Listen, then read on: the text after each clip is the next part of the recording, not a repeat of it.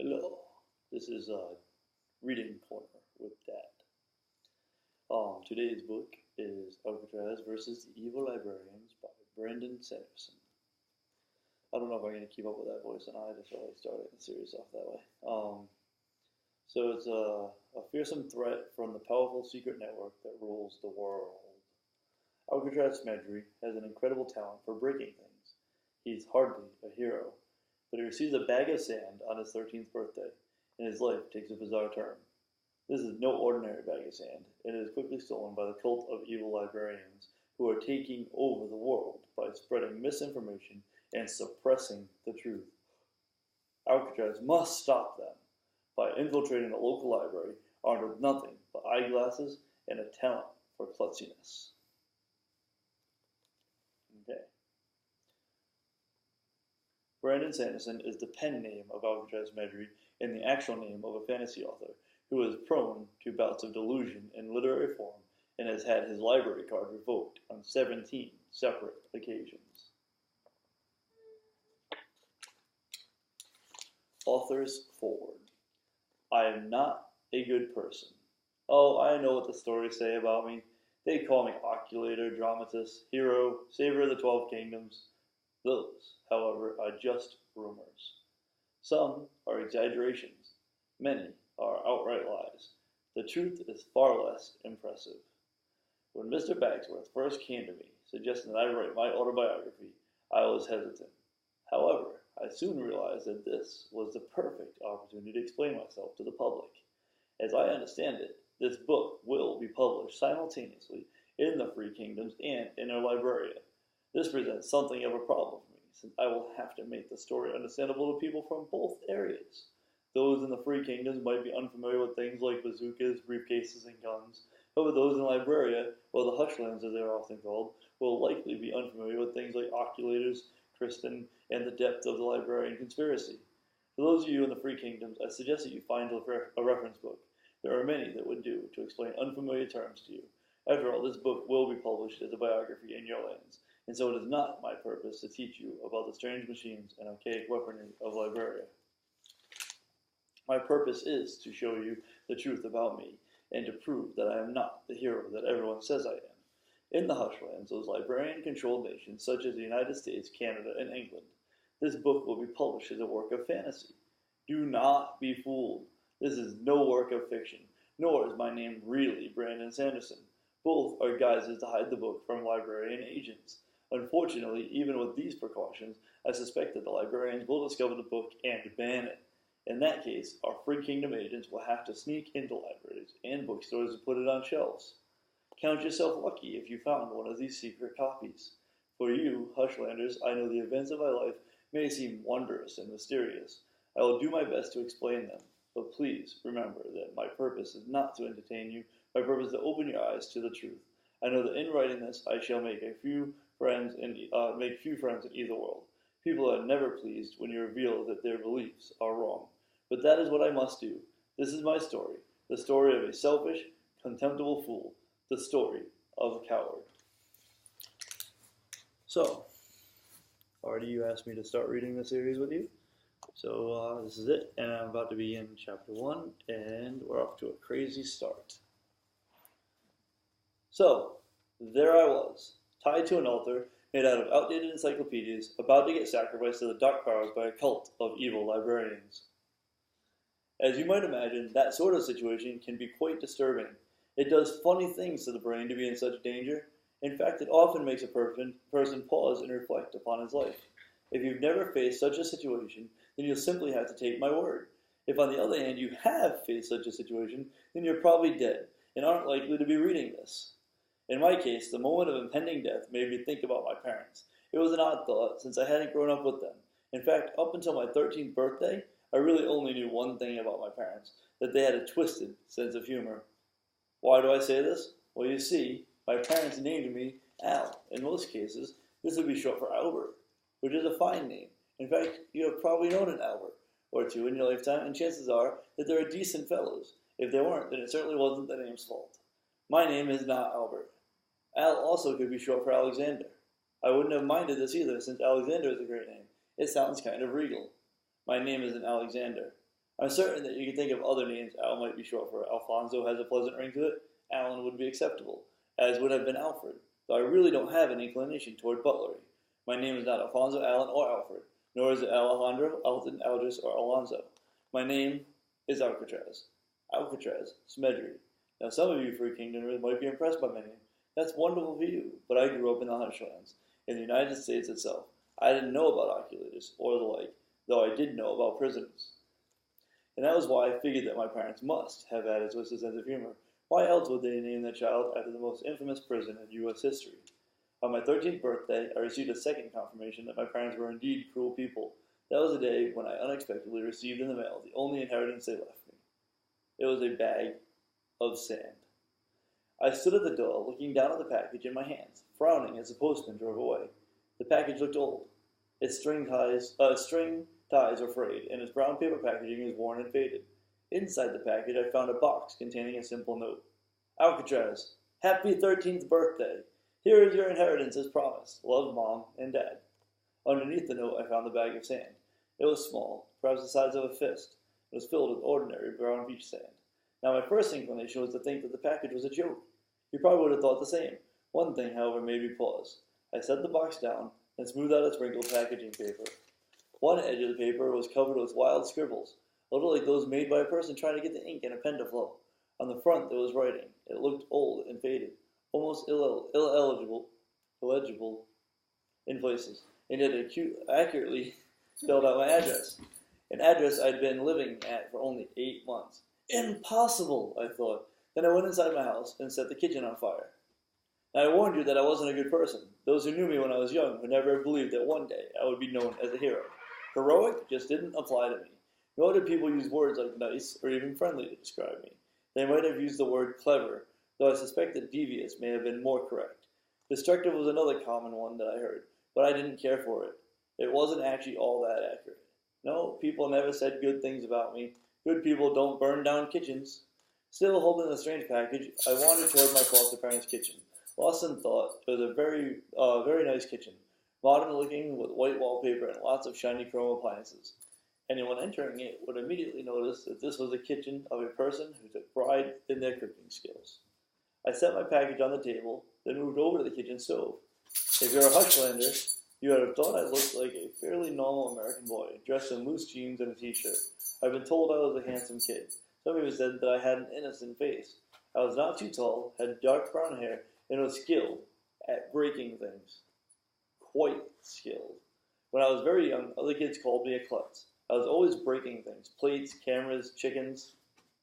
It seemed inevitable that whatever I picked up, I would end up dropping, cracking, or otherwise mixing up. Not exactly the most inspiring talent a young man ever had, I know. However, I generally tried to do my best despite it. Just like I did this day, still thinking about the strange package, I filled a pot with water. Next, I got out a few packs of instant ramen noodles. I set them down, looking at the stove. It was a fancy gas one with real flames. My foster mother, Joan, wouldn't settle for electric. Sometimes it was daunting, knowing how easily I could break things. This one simple curse seemed to dominate my entire life. Perhaps I shouldn't have tried to fix dinner. Perhaps I should simply have retreated to my room. But what was I to do? Stay there all the time? Never go out because I was worried about the things that I might break? Of course not. I reached out and turned on the gas burner. And of course, the flames immediately flared up around the sides of the pan, far higher than should have been possible. I quickly tried to turn down the flames, but the knob broke off in my hand. I tried to grab the pot and take it off the stove, but of course the handle broke off. I stared at the broken handle for a moment, then looked up at the flames. They flickered, catching the drapes on fire. The fire gleefully began to devour the cloth. Well, so much for that, I thought with a sigh, tossing the broken handle over my shoulder. I left the fire burning. Once again, I feel I must remind you that I'm not a very nice person, and picked up my strange package as I walked out into the den. There, I pulled out the brown wrapper, flattening it against the table with one hand and looking at the stamps. One had a picture of a woman wearing flight goggles, with an old-fashioned airplane in the background behind her. All the stamps looked old, perhaps as old as I was. Turned on the computer and checked the database of stamp issue dates and found that I was right. They had been printed 13 years ago. Someone had taken quite a bit of effort to make it seem like my present had been packaged, addressed, and stamped over a decade earlier. That, however, was ridiculous. How would the sender have known where I'd be living? During the last 13 years, I'd gone through dozens of sets of foster parents. Besides, my experience has been that the number of stamps it takes to send a package increases without warning or pattern. Supposedly people are, I'm convinced, quite sadistic in that regard. There was no way someone could have known 13 years ago how much postage it would cost to send a package in my day. I shook my head, standing up and tossing the M key from the computer keyboard into the trash. I'd stopped trying to stick the keys back on. They always fell off again anyway. I get the fire extinguisher from the hall closet, then walked back into the kitchen, which is now quite thoroughly billowing with smoke. I put the box and extinguisher on the table, then picked up a broom, holding my breath as I calmly knocked the tattered remnants of the drapes into the sink. I turned on the water, and finally used the extinguisher to blast the burning wallpaper and cabinets, also putting out the stove. The smoke alarm didn't go off, of course. You see, I'd broken that previously. All I needed to do was rest my hand against its case for a second, and it had fallen apart. I didn't open a window, but it had the presence of mind to get a pair of pliers and twist the stove's gas valve off. Then I glanced at the curtains, a smoldering ashen lump in the sink. Well, that's it, I thought, a bit frustrated. Joan and Roy will never continue to put up with me after this. Perhaps you think I should have felt ashamed. But what was I supposed to do? Like I said, I couldn't just hide in my room all the time. Was I to avoid living just because life was a little different for me than it was for regular people? No, I had learned to deal with my strange curse.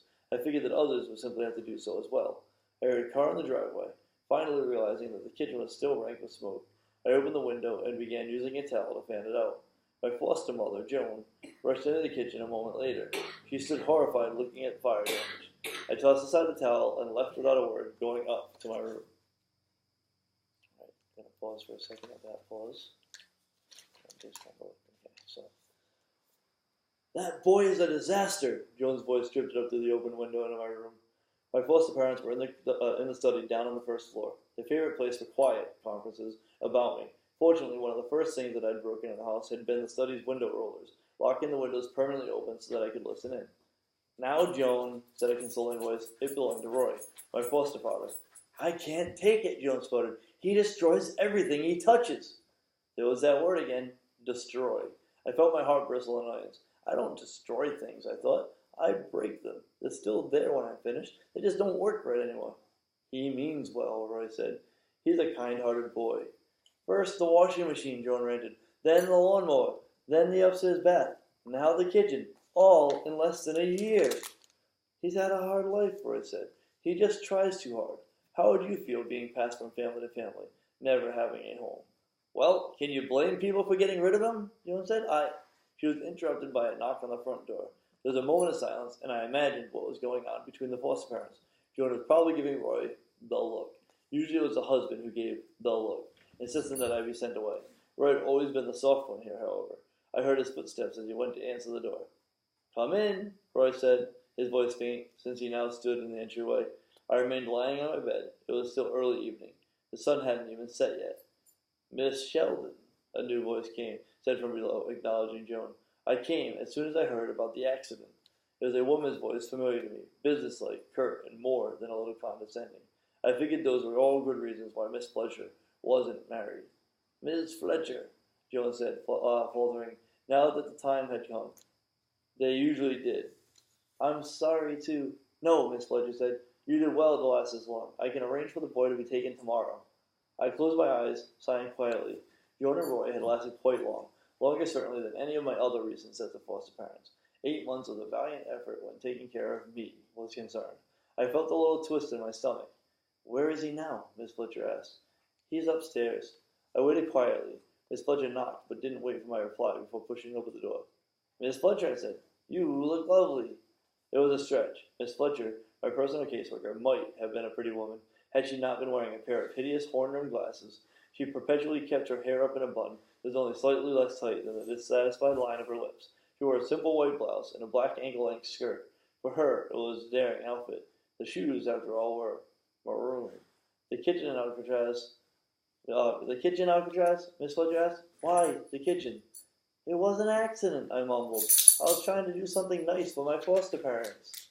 You decided that you would be kind to Joan Sheldon, one of the city's finest and most well-renowned chefs, by burning down her kitchen?